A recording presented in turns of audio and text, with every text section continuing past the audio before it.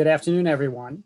If you don't already know me, my name is Paul King, and I'm a full-time professor at New York City College of Technology in downtown Brooklyn. I have been a member of the SIA for about 10 years now, and at present, I'm working on a book titled Roebling Before the Bridge, which focuses on the early work of John Roebling. Today, my focus is not on any specific bridge, but an overview of the anatomy of Roebling's bridges. We will take a look at both his methods and the parts of his bridges.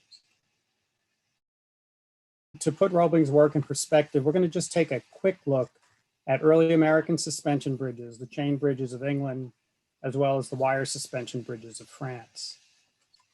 Okay. So we begin in 1801 when James Finley built America's first iron chain suspension bridge in Jacobs Creek, Pennsylvania. It was built as a set of simple interlocking links that were forged in the field as they hung. By 1810, he had patented his method and licensed it to others, including John Templeman, who built the longest Finley Bridge across the Schuylkill Falls outside of Philadelphia. In 1816, under the weight of ice and snow, this bridge collapsed. Right? Inconvenienced by the loss of the bridge, Josiah White and Erskine Hazard, who ran a wire mill alongside the falls, built a temporary walkway using iron wire rope. Built of 6 3/8-inch wire ropes, it suspended an 18-inch wide walkway 50 feet above the water for a span of 408 feet. This was America's first iron wire suspension bridge. From America, we travel across to England, where Captain Samuel Brown and Thomas Telford began to experiment with their own iron chain suspension bridges. Brown, who had been in the Royal Navy, began to experiment with replacing hemp rope for ships' anchors lines and rigging with a twisted iron linked chain. He patented these ideas, and the Royal Navy adopted his new methods. Brown began to experiment with the idea of building suspension bridge in 1813, and he built a 105-foot mock-up in his foundry. By 1817, he had patented a modified iron chain for suspension bridges that used long bars instead of short links.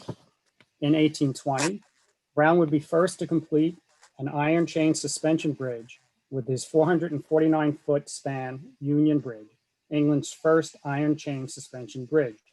He would go on to build 2 iron chain piers, and later in 1830, he attempted England's first iron chain suspension railway bridge, which would fail on testing.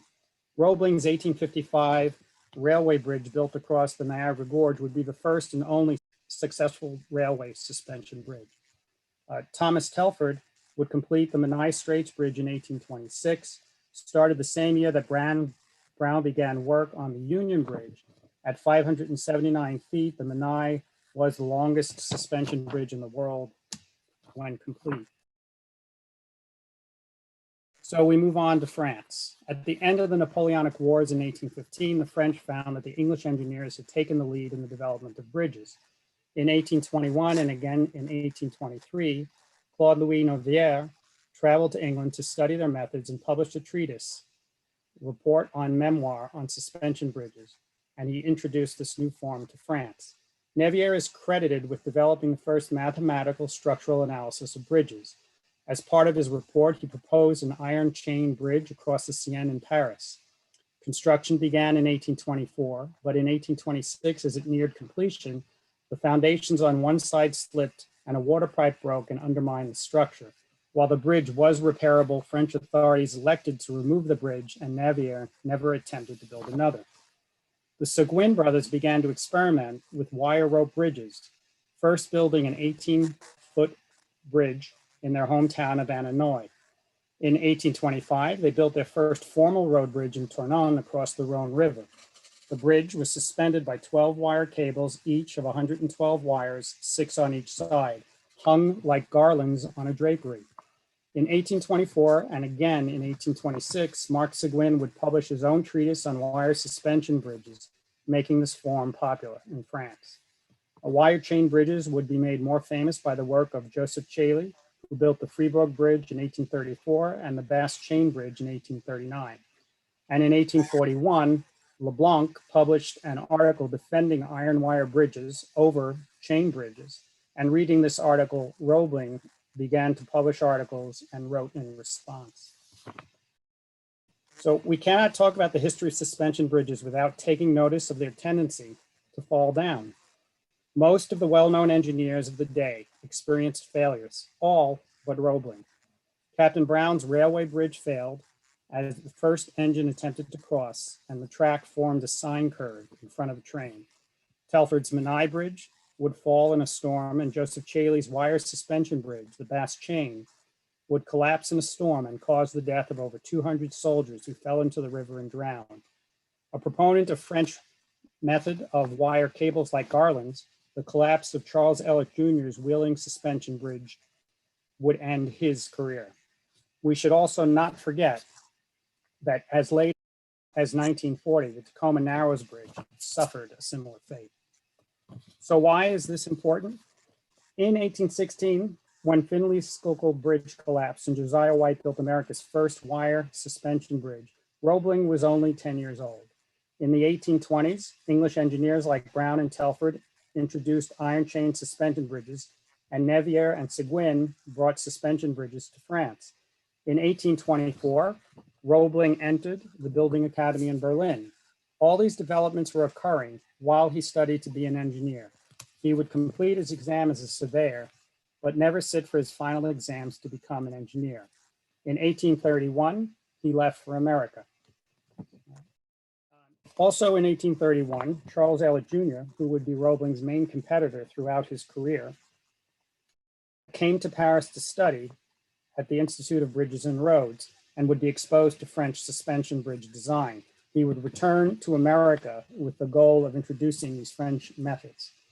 Washington Roebling, John's son, out of the three men, was the only person who was actually formally trained with an education in civil engineering.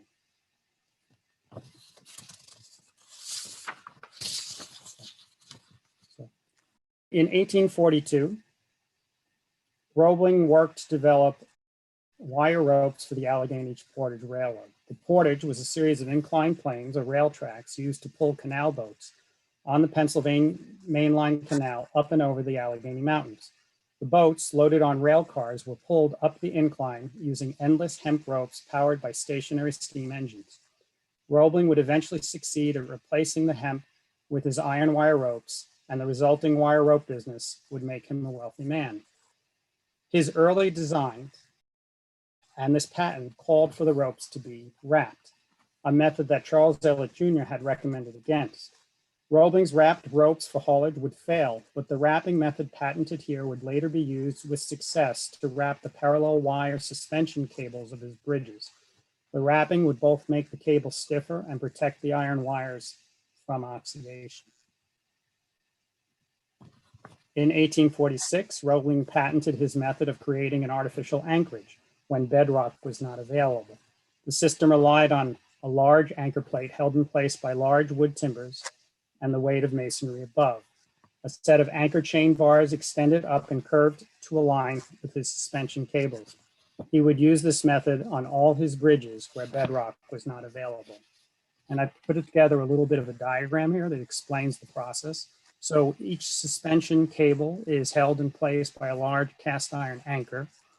And then a 10-foot square platform was built, 4 courses of 2-inch white oak plank that covered each anchor. Next, 12-inch square white oak timbers would rest across the top of the 10-foot square and extend forward towards the abutment. And then 40-foot long cross timbers would extend across both anchors so that the 2 anchor plates were supported by a cohesive structure. And then on top of all of this was the weight of masonry. And it would actually enabled him to make strong foundations without having to go very deep into the ground. So a second improvement was Roebling pioneered in America the idea of aerial spinning. This had also been done in France by both Dufour and Chaley, who had used similar methods. The value of a suspension bridge is that if one wire can be put across a span, the bridge can be constructed from above without the need for wooden falsework built below to support a stone or iron arch.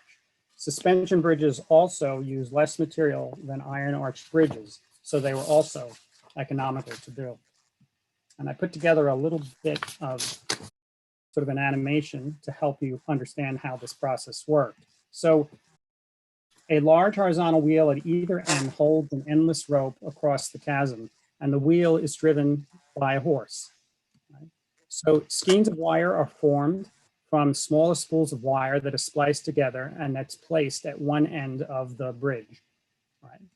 And then that wire is secured to a traveling wheel, and there are actually two separate traveling wheels that are always running in opposite directions, so that every time one makes a trip, there's always an empty one at the side of the spool.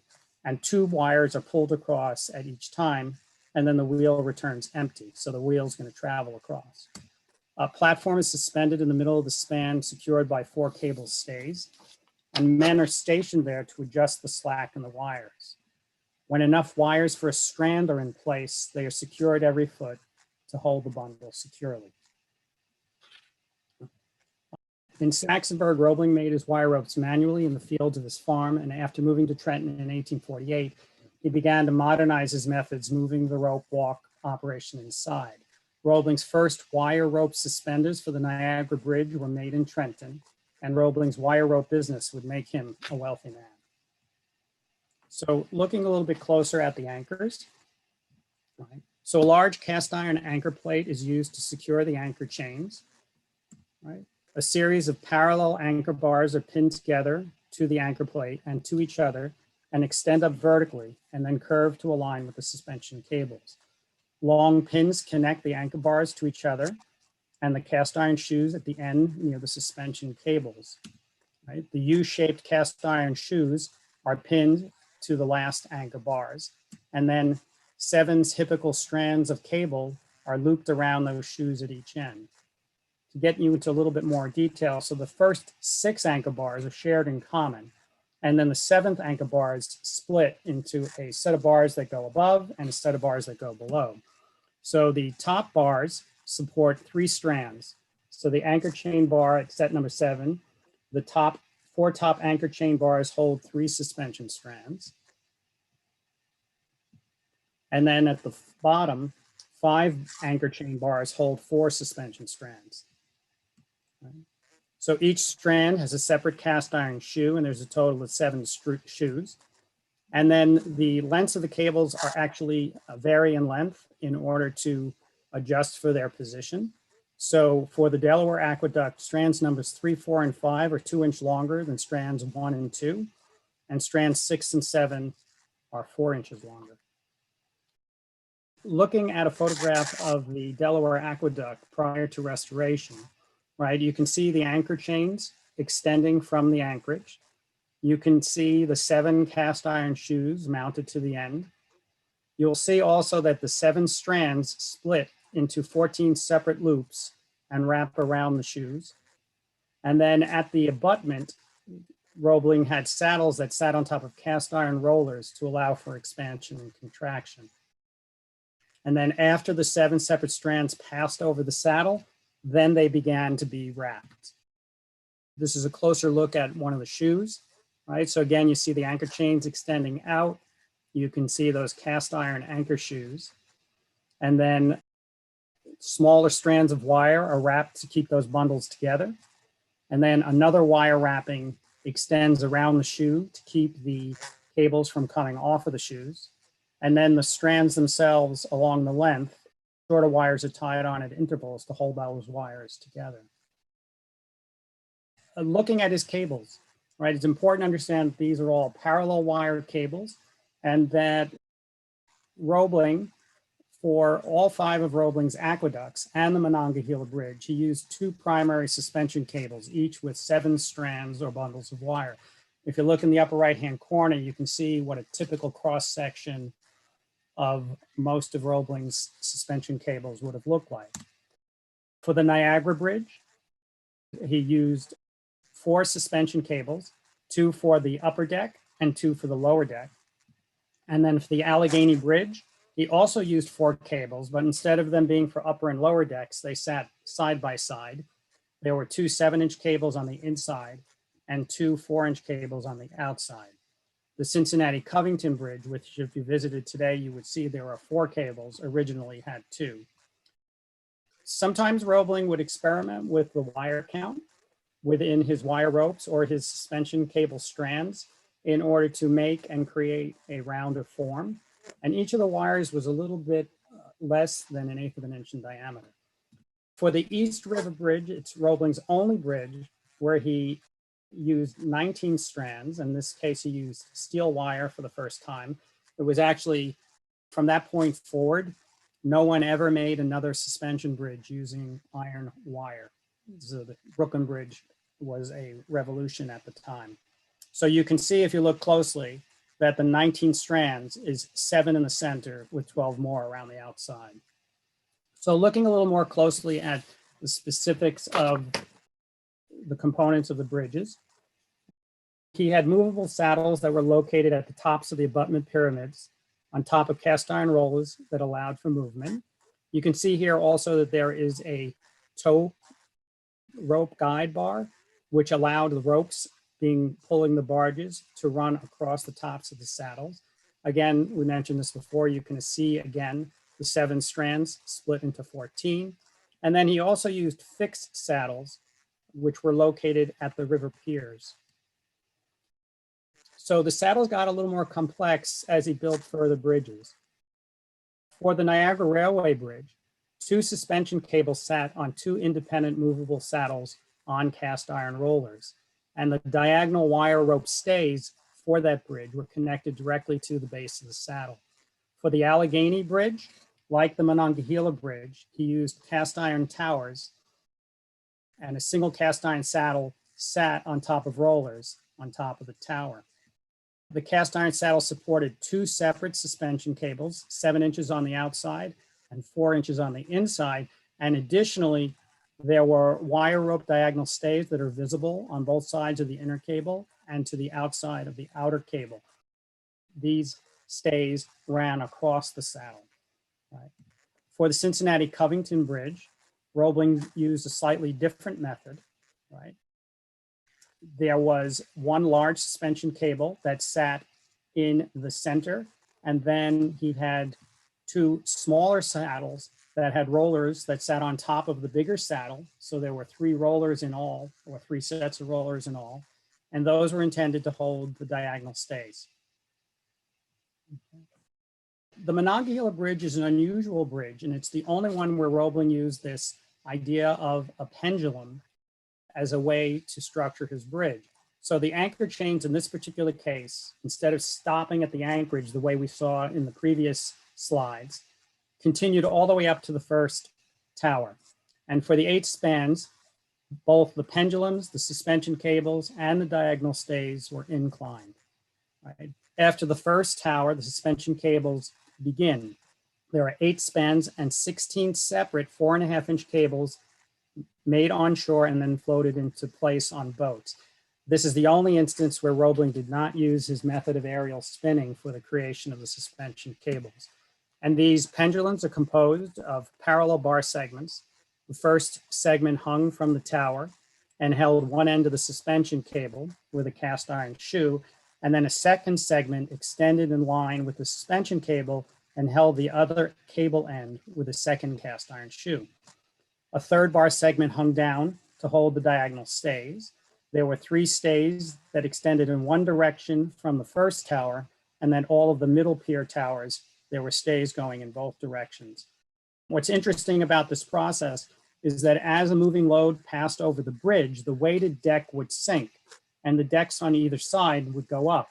And the ship captains learned over time that if they were to weight the 2 side decks, it would force the center deck to be higher. And during high water levels, they would actually do this in order to pass their boats below the bridge. So next, we're going to talk a little bit about the suspenders of Roebling's bridges. So for the aqueducts, all of his aqueducts used a U-shaped iron solid bar suspender that hung over the suspension cable. There were small cast iron saddles that sat on top of it. And where the cable was steeper, there was a tendency for these to slip.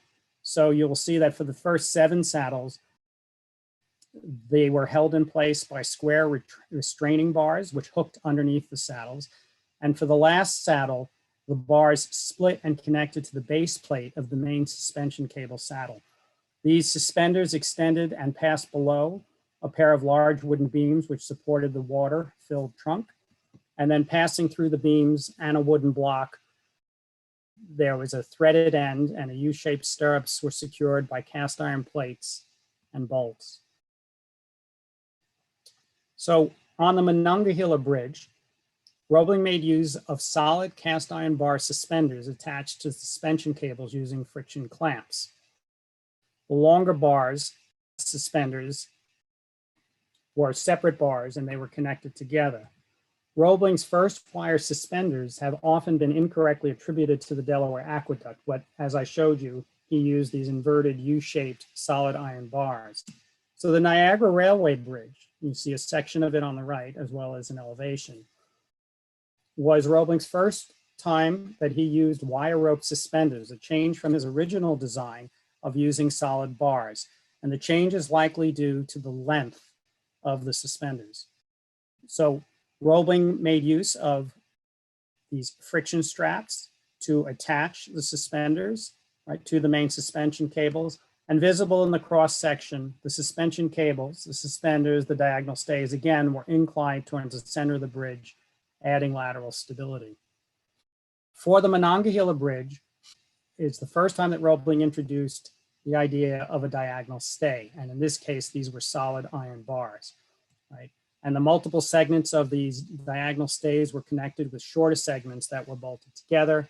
And as I mentioned before, these were hung by pendulums. And this is Roebling's first hybrid bridge.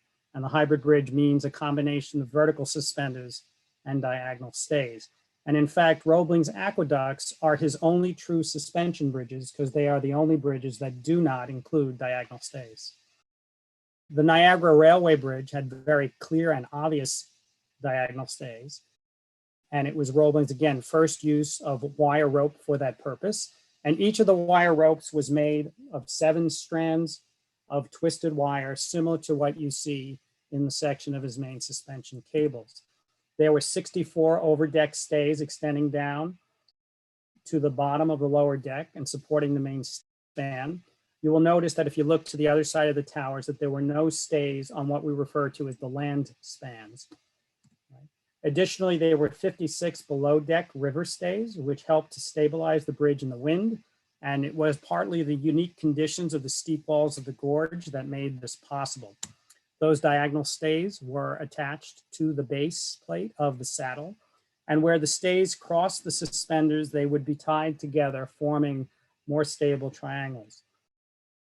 This bridge was finished in 1855, but in May 8th, 1854, the Wheeling suspension bridge collapsed, and Roebling hurriedly ordered additional wire ropes for stays from Charles Swan in Trenton from his own manufactory.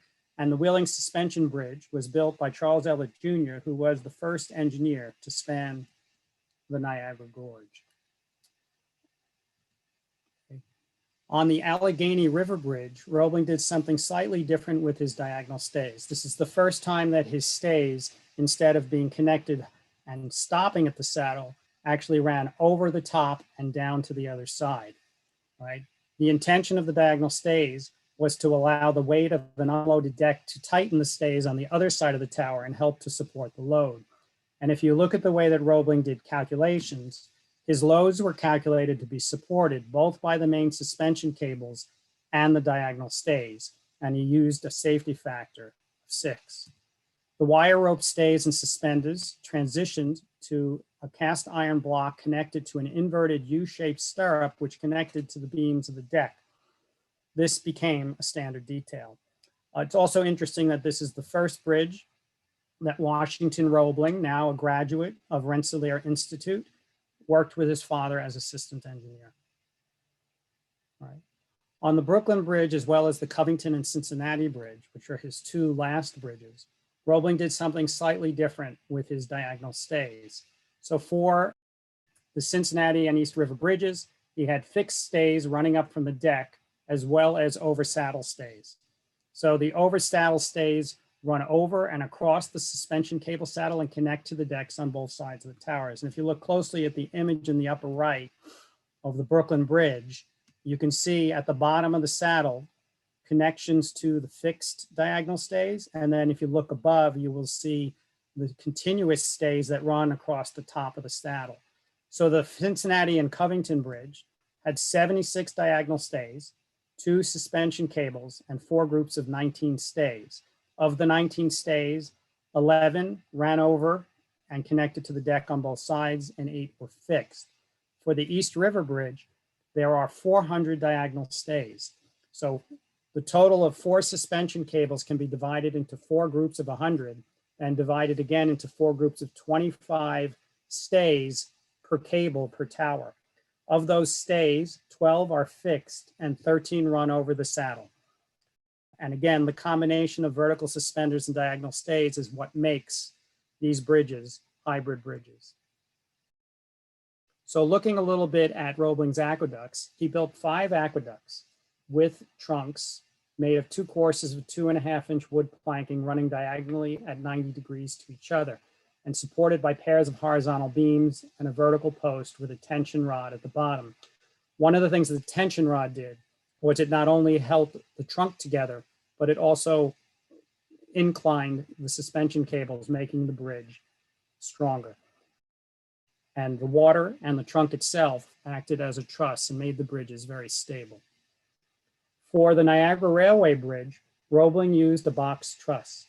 And again, here he's using materials that are made out of wood. The truss was 24 feet across at the bottom, 25 at the top, and 18 feet high. There are vertical wooden posts spaced at 5 feet, and there were 1-inch diagonal truss rods.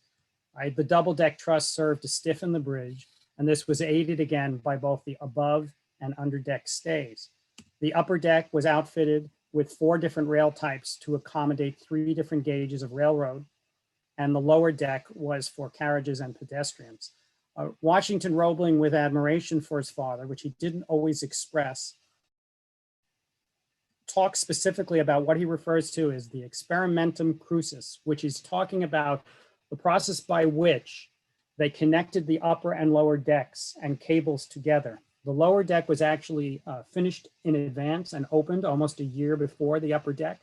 And so now they had to figure out how to connect the two. So to unite the 2 floors, and these are Washington's words, to make due allowance for the lower cables which had already been stretched and forced the upper cable down to their ultimate place.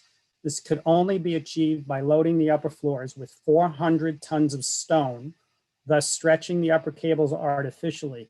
This plan succeeded admirably, both cables carrying their equal share when a train passed over. The roadway bridges, the Monongahela Bridge, the towers were cast iron, but the bridge's beams, the deck, and railings were all made of wood. For the Allegheny Bridge, this is the first time that Roebling introduced iron beams. So while the deck and the beams were primarily of wood, there was an underlying support of iron cross beams and a central iron beam running along the center of the bridge. The railing and its decorative grille were made of iron.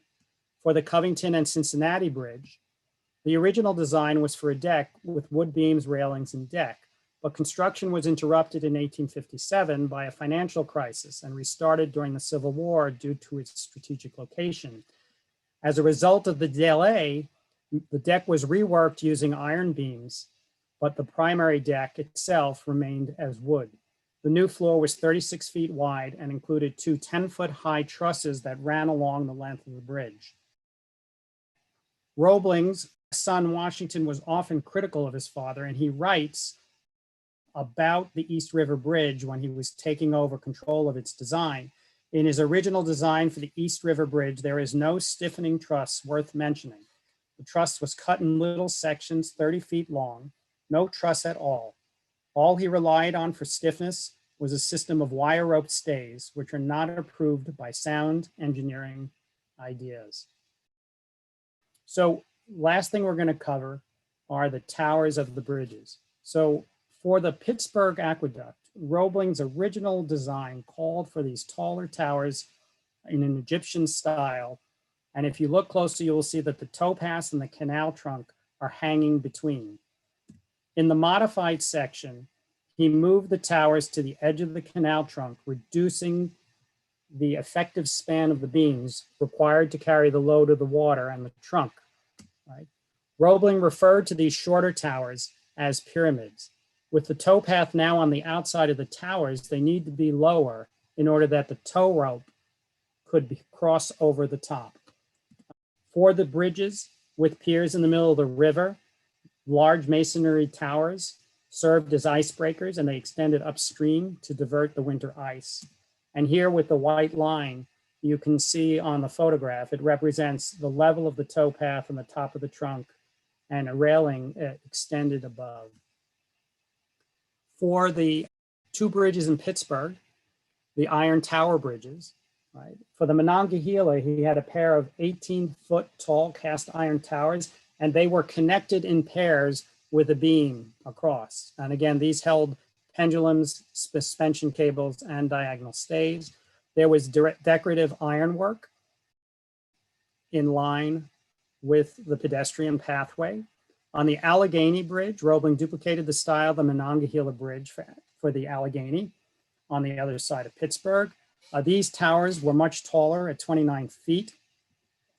And instead of using pendulums, here he used the movable cast iron saddle, which sat on top of two independent towers.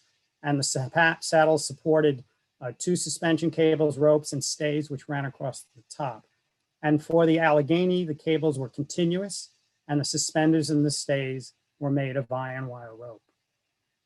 Right. So lastly, his use of masonry for towers. So in the Niagara Bridge, Roebling had an opportunity to realize his passion for the Egyptian style. And the early designs, interestingly enough, included a single tower with a central Gothic arch, which he didn't realize stylistically until he did the Brooklyn Bridge. The suspension cables are actually angled and cross a little bit so that they are balanced with each other and that they direct the load straight down. The Cincinnati and Covington Bridge is his first use of a connected large arched tower, however, in the Roman style. The deck was 90 feet above the water, and the towers are 230 feet tall. Two original cables were supported by two independent saddles. For the East River Bridge, you have a double Gothic style arch, 140 feet by 59 feet in plan. The towers here are 278 feet tall, and the clearance underneath at the center of the deck is 127 feet. The East River Bridge is Roebling's only use of caissons in order to create a secure foundation for the masonry towers. It is important to acknowledge both John Roebling and the father Washington the son.